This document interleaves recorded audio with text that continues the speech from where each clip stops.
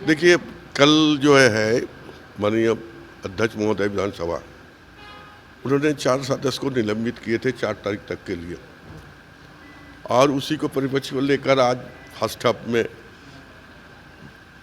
Bharatiya Janata party के विधायक सब गुहार लगा रहे थे कि उन सबका ऑफिसी हो, सस्पेंशन तोड़ दिया जाए, और उसी के परिप्रेक्ष्य में सेकंड हाफ में भी नहीं आए। यही जो हमको देखने मिला। लेकिन वो देखिए, 1-2 आदमी का सस्पेंशन हो जाना और उसके बाद पूरा सदन को बाधित नहीं आना, तो मूल रूप से जो जिस भावना के साथ विधानसभा में जनता की आवाज़ उठनी चाहिए, बात उठनी चाहिए, वो नहीं हो पा रहे। ये दुर्भाग्यपूर्ण है। सदन के बाहर भी एक दूसरा सदन चल रहा था। आप देखिए, उसके बारे में तो कोई कमेंट नहीं करना चाहिए, टिप्पणी नहीं करना चाहिए। जो भी परंपरा, जो भी नया सिरे से आता है, वो गलत ही होता है।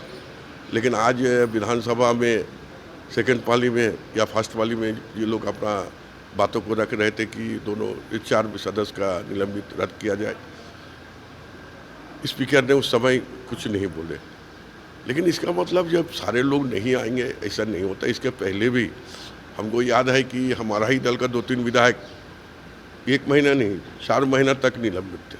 उसके लिए हम लोग तो हाउस नहीं छोड़े, कहा हमको जवाबदेही है जनता के बीच में, तो भारतीय जनता पार्टी जवाबदेही से बाहर ही जा रही है, यही हम कह सकते हैं। जी देखिए, हमें लगता है कि कोई पुलिस हो, कोई सरकार हो, जांच में बाधा देने का हमें लगता है कि इस प्रकार का प्रयास ना होना चाहिए। सच को सामने आने देना चाहिए।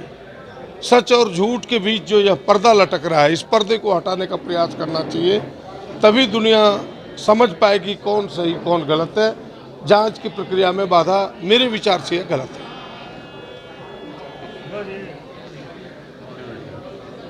मोर्चा यूपीए के साथ जाएगा, ये फैसला पार्टी ने ले लिया अधिकारी। बिल्कुल, पिछले दिनों जो विधायक दल की बैठक हुई थी, जिसमें सभी सांसद गणों को भी आमंत्रित किया गया था, और उस बैठक में यह निर्णय हुआ था कि माननीय गुरुजी को अधिकृत किया जाए, और इसके लिए गुरुजी को अधिकृत किया भी गया।